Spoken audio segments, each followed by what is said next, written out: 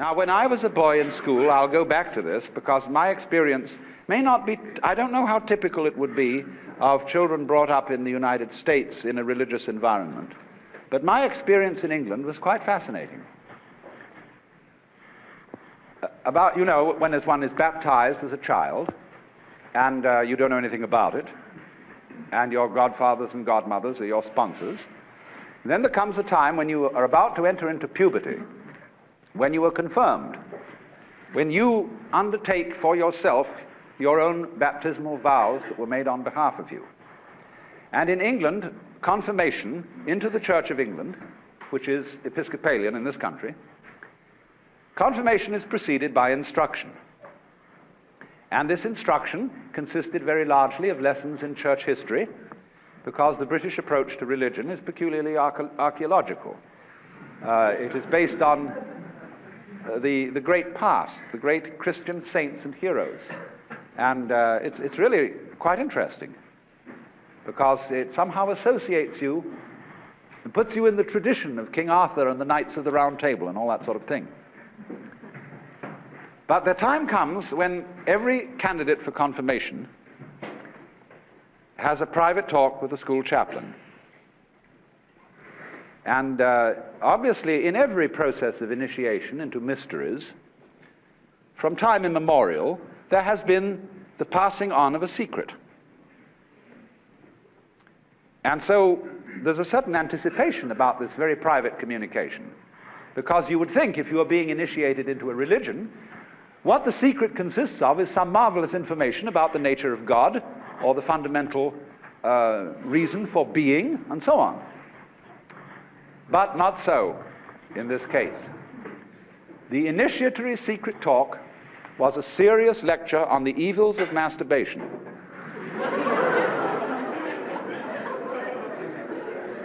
What these evils were not clearly specified. And so, but it was vaguely hinted that ghastly diseases would result. And so we used to, in a perverse way, enjoy tormenting ourselves with imaginations as to what kind of terrible venereal diseases, epilepsy, tuberculosis, and the great Siberian itch would result from this practice. Now, the extraordinary thing about it is this, that the very chaplain who gave these lectures had in his own upbringing been given the same lecture by other chaplains, and this went back some distance in history, I imagine. And they all knew perfectly well that one of the characteristic behavior patterns of adolescence is ritual defiance of authority. But you have to make some protest against authority, and in this you are in league with all your contemporaries, your peer group. And nobody, of course, would dream of giving anybody else away, because that would be to be a tattletale, a skunk, definitely not one of the boys.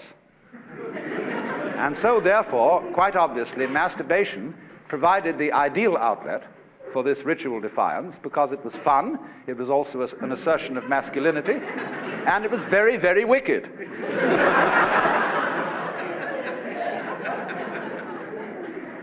So I meditated on this some time as to why the system continued. And I came to the realization that the Christian put-down of sex is an extremely mysterious thing.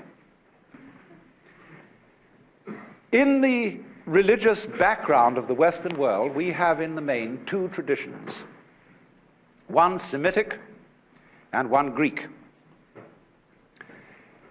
So far as the Semitic tradition is concerned, the material world and sexuality are definitely good things.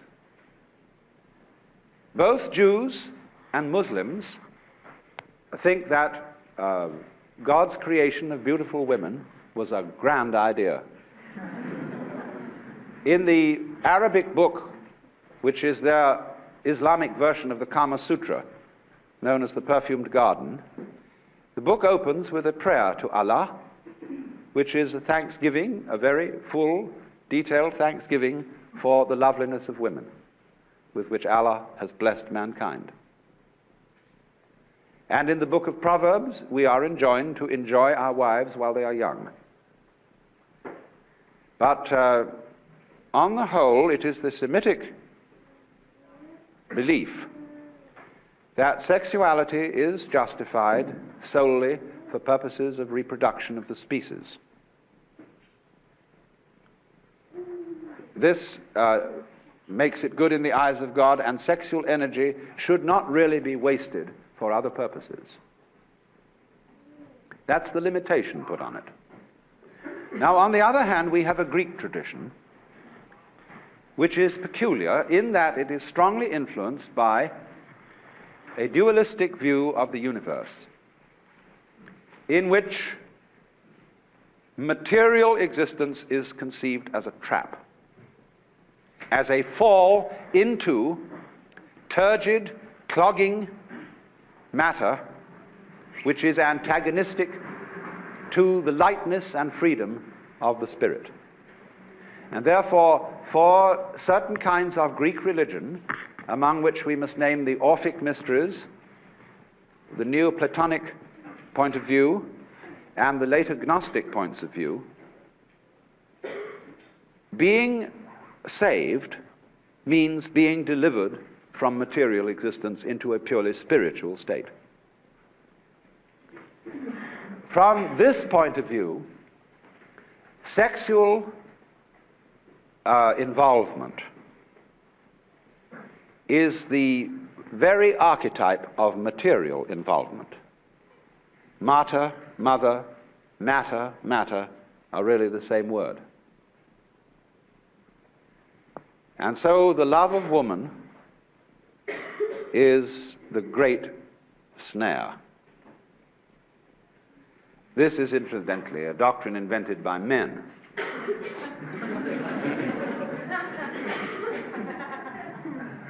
And it goes back to the words of Adam, "The woman that thou gavest me, she tempted me, and I did eat."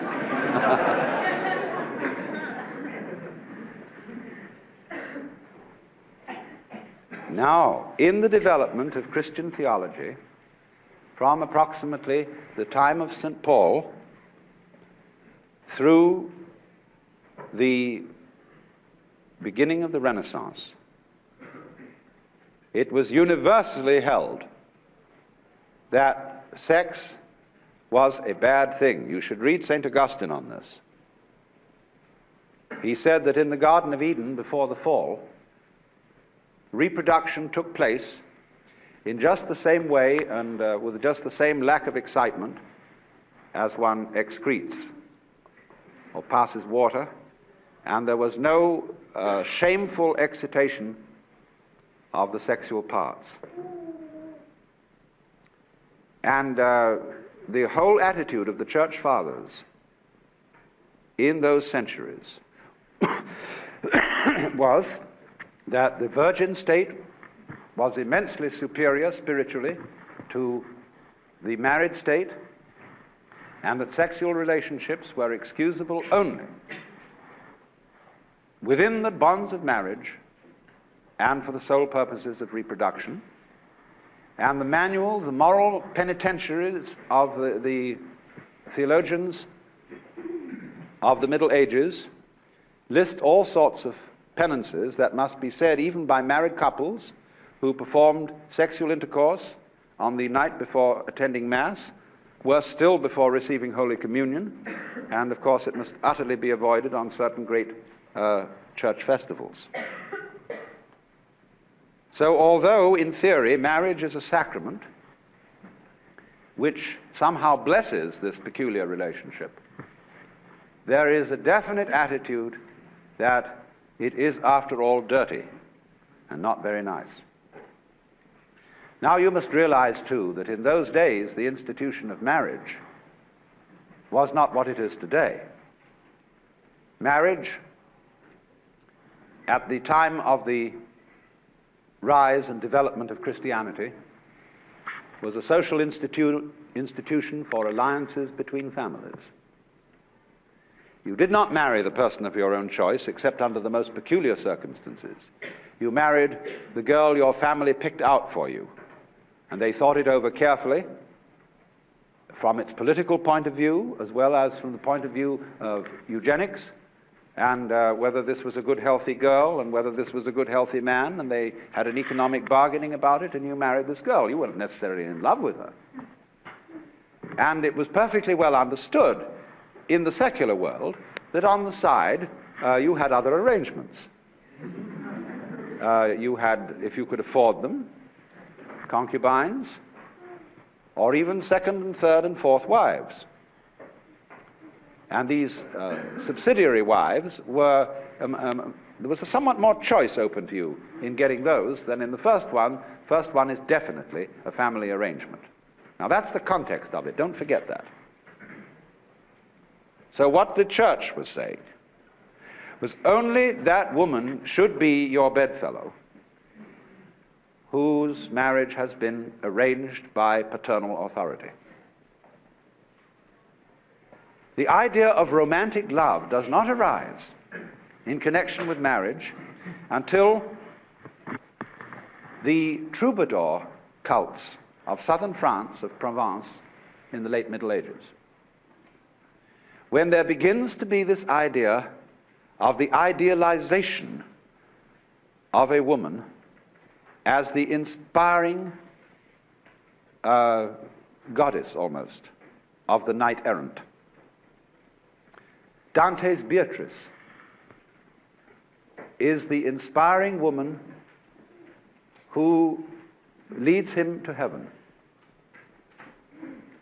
Now, historians are not agreed as to whether the lady loves of the chivalrous knights were in fact their mistresses, or whether they were simply idealized women. But the influence of the cult of romantic love on the West was profound. And it brought about a weird combination of ideas. One, the notion of the married state being the only licit relationship in which sexual play might be carried on. And two, the notion that the girl you marry should be the one you've fallen in love with. Two more ill-adjusted ideas could hardly be put together. Because naturally, when you love someone very much indeed, in the enthusiasm and ardor of youth, you say things that are hardly logical or rational. You stand up before an altar and you say, "My darling, my sweetheart, my perfect pet, I adore you so much that I will live with you forever and ever until death do us part." And that's the way you feel at the time. In a rather similar mood, ancient peoples would hail their kings and say, "O king, live forever."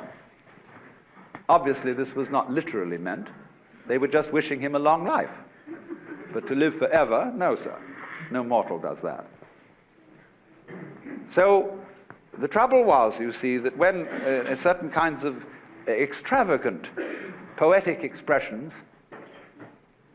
got in the hands of people like Augustine and Tertullian, who were rather influenced by Roman literalness, they wrote it into the law books. And so this amazing situation came about.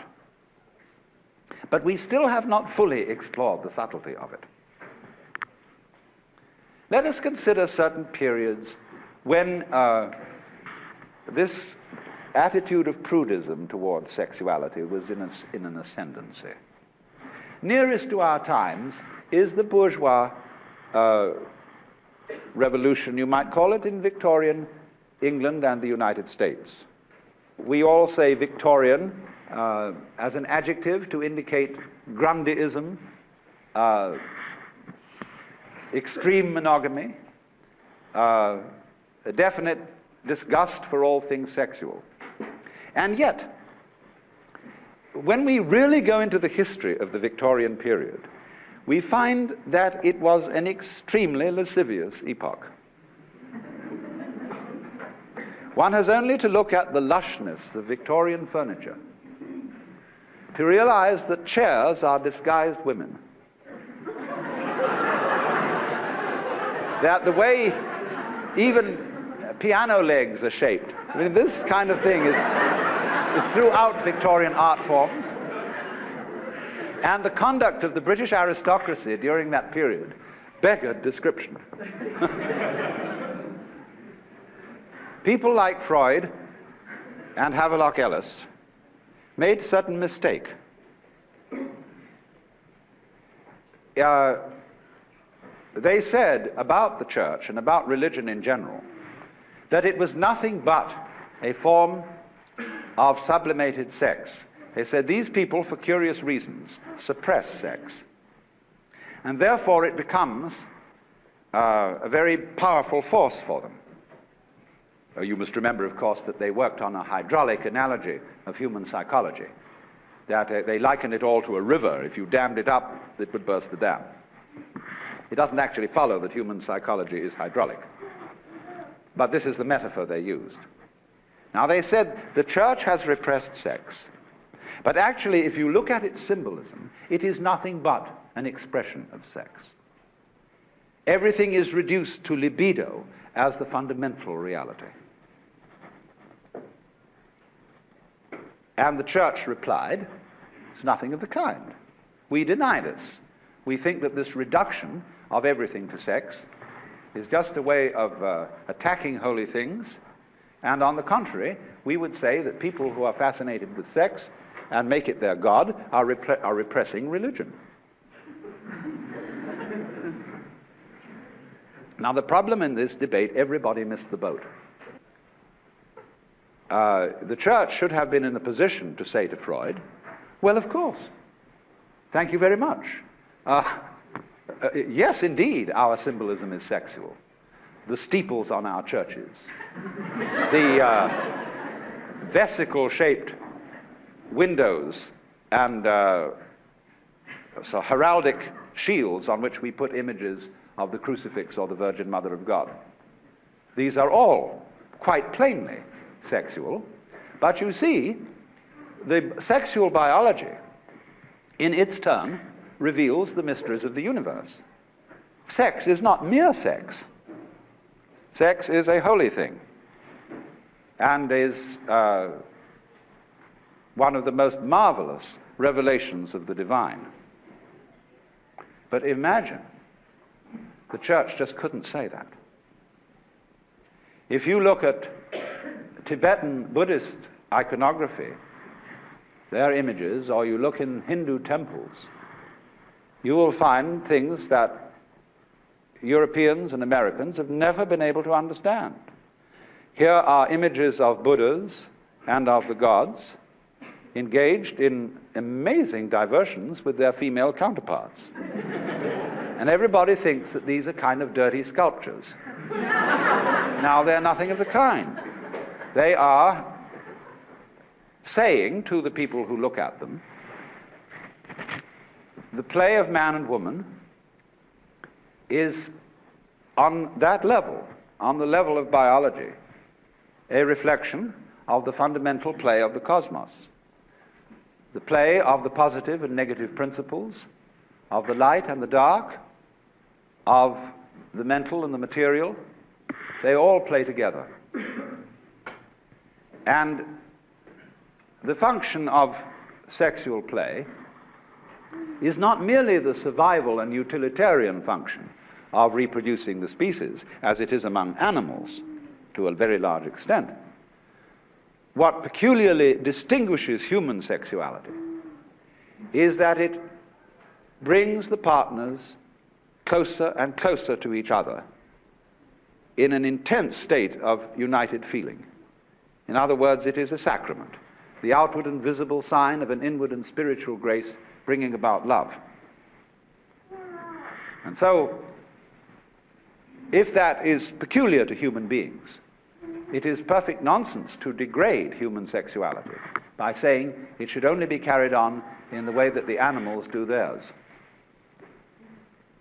because they have not yet, as it were, evolved to the place where sex is the sacramental expression of man and woman's love. And this love, in that sense, is a kind of enthusiasm, which means a being possessed by the divine, falling in love, although considered by practical people to be a sort of madness, is actually the same sort of thing as the mystical vision, a grace. And in its light, we see people in their divine aspect. When, as the song says, every little breeze whispers Louise, there is a sort of extraordinary state of mystical intoxication in which the ideal woman has become the goddess, which is, from one point of view, what every woman is, if you see her with the scales off your eyes. And likewise every man seen with the scales off her eyes. So, what happened then as a result of this historical situation was mutual name-calling between the proponents of religion and the proponents of scientific naturalism, such as Freud and Havelock Ellis, and in our own times Albert Ellis, and people of that kind. They've never got together because they've never understood, neither the church nor the opponents of the church have clearly understood that the secret or unconscious motivation of sexual repression is to make it all the more interesting. And on the other side, it has not been clearly understood that the sexual biology and all that goes with it is a figuring forth on the level of biology of what the whole universe is about. Ecstatic play.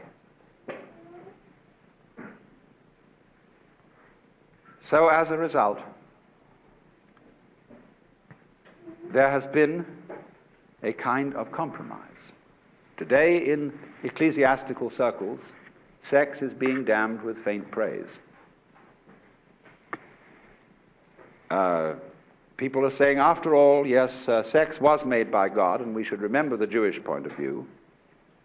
And it is perhaps for something more than reproduction, to bring about the cementing of the marriage ties between husband and wife. But still in practice, it remains the frightening taboo. On the other hand, the opposition to Christian prudery goes overboard and always moves in the direction of total license. You see, what's going on is a contest between the people who want the skirts pulled down to the floor and the people who want them pulled up to the neck. And you know, you've got to draw the line somewhere. But the play between these forces is, where are we going to draw it? Well, that's very exciting. Provide neither side wins. I mean, imagine what it would be like if the libertines won. And they took over the church, so that on Wednesday evenings, the young Presbyterian group would meet for prayer through sex. Every child would go to the school physician for a course in hygienics, and they would have classes, and they'd have plastic models, and all the children would do it in class, in very clean, hygienic circumstances, all sprayed with rubbing alcohol. Everything would be fine. Imagine how boring it would all become. So you see, the people who say, no, modesty is important, have something right about them. But they mustn't be allowed to get away with it. But they mustn't be obliterated. You see, life works that way. Let's take an entirely different analogy. Let's take a given biological group, a species we'll call A. It has a natural enemy, B. Now one day A gets furious at the natural enemy B and says, let's obliterate it. And they gather their forces and they knock out their natural enemy. Well, suddenly after a while they begin to get weak. They get overpopulated. There's nobody around to eat up their surplus creatures, and they don't have to keep their muscles tensed against any enemy, and they begin to fall apart because they destroyed their enemy. What they should do is cultivate the enemy. That's the real meaning of love your enemy. There is such a thing as a beloved enemy. And if you don't have a beloved enemy, in other words, if the flies and the spiders don't go together, there's going to be too many spiders or too many flies. And these balances keep the course of nature going. Well, it's exactly the same thing as between the libertines and the prudes. They need each other. And you should thank, if you've got a prudish father and mother, you should be very grateful to them for having made sex so interesting.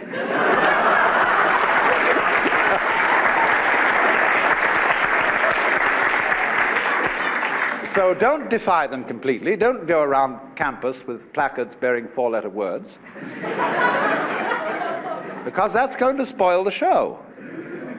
But every generation must react to the one before, you see, to keep this tension going. And it is by this tension, this play of the opposites, that we have the love that makes the world go round.